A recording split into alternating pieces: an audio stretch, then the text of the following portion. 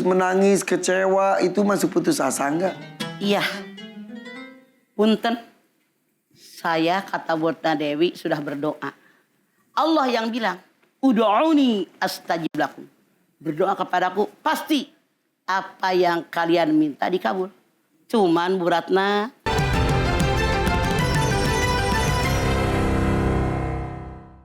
kemudian kita bertanya, siapa yang mau nanya? Yang ini dulu, punten mas, silakan. Waduh, ini mah lihat bajunya orang kaya emas. mani moronyoy. Assalamualaikum warahmatullahi wabarakatuh. Waalaikumsalam warahmatullahi wabarakatuh.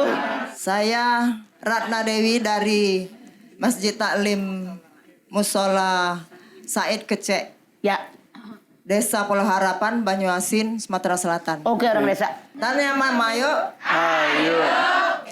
Saya mau bertanya, Ma. Saya sering kali bercita-cita. Saya sudah berdoa. Pokoknya sudah sangat maksimal. Oke. Tetapi gagal. Allah belum bisa mengabulkan permohonan saya. Oke. Nah, akhirnya saya menangis.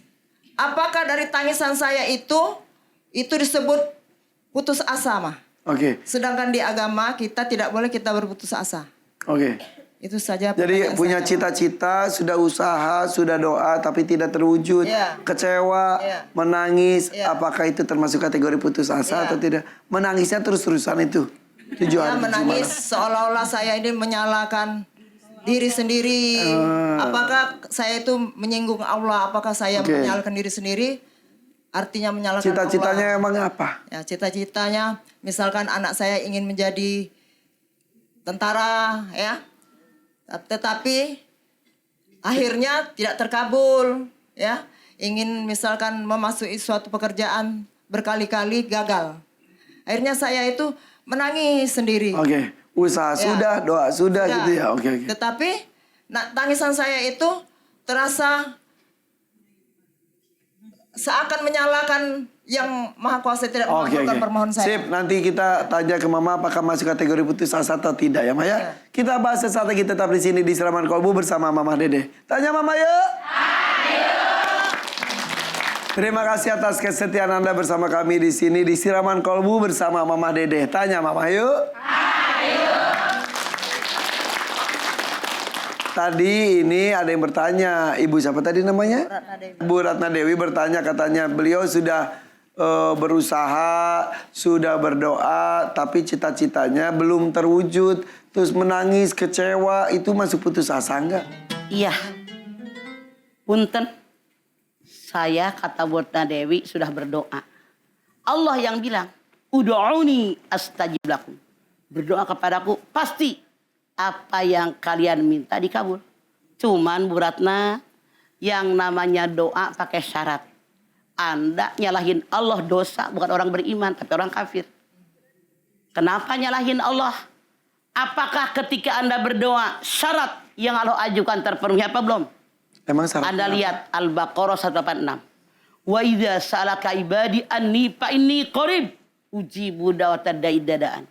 Falyastajibuli wal yu'minu bi la'allahum yarsudun. Muhammad, kalau hambaku bertanya kepadamu tentang aku, jawab, aku sangat dekat.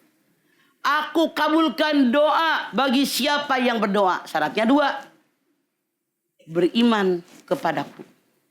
Ikuti perintahku, jauhi yang dilarang olehku. Tanya dengan diri kita, sudahkah semua yang diperintahkan oleh Allah dikerjakan? Sudahkah semua yang dilarang oleh Allah tidak disentuh sama sekali? Sudahkah benar beriman kepada Allah? Ngapain nyalahin Allah? Ngaca dulu. Pantas nggak doa dikabul? Kalau perintah Allah belum dikerjakan semua. Kalau yang dilarang oleh Allah masih disenggol sama kita, masih dikerjakan. Nanya sama diri sendiri. Maka Anda, kata Allah dalam Yusuf 87 tadi, Anda masih orang kafir. Bukan orang beriman. Karena yang namanya orang beriman yakin apapun yang Allah berikan itulah yang terbaik buat kita. Tuh. Coba. Anda silahkan lihat. Tadi misalnya Ipan nanyakan. Di antaranya apa yang ibu doa sama Allah? Kata dia, misalnya saya punya anak tapi bengal. Makanya ngaji pakai Quran.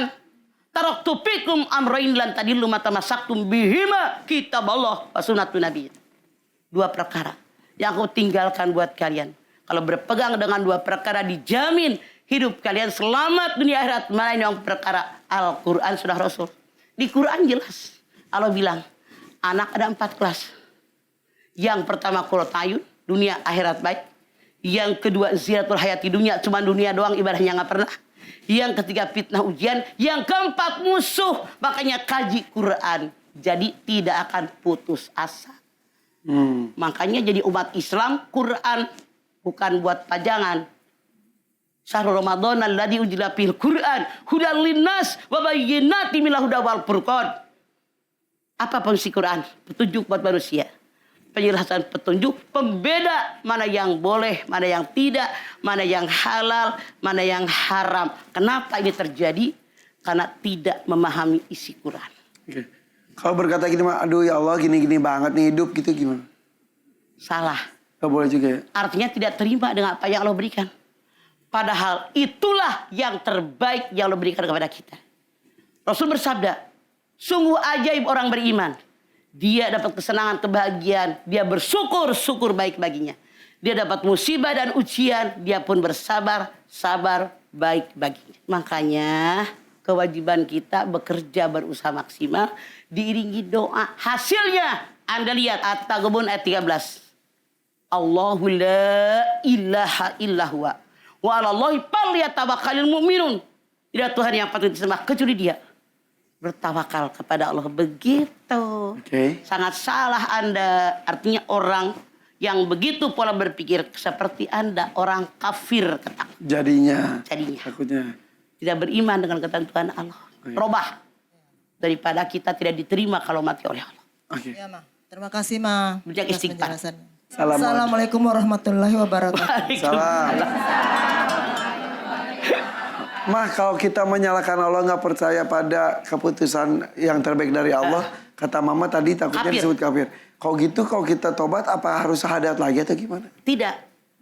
Innallaha la yaghfiru ayyushraka bih wa yaghfiru ma dzuna dzalika liman yasha. Allah tidak akan mengampuni dosa syirik, tapi mengampuni dosa selain syirik. Kalau dia syirik, kayak tadi marah sama Allah, tidak terima ketentuan Allah, maka kita robah. Bahwa sekarang saya merubah diri begitu yakin kepada Allah. Kenapa? Mereka orang munafik. Paminan nasi mayyatahidu min dunillahi andada yuhibbunahum kahubbillah walladzina amanu asyaddu hubbalillah. Walau yarul ladina amanu idjarul adaba annal quwwata lillahi jami'a wa anallaha syadidul adab. Al-Baqarah 165. Di antara manusia, jangan-jangan kita.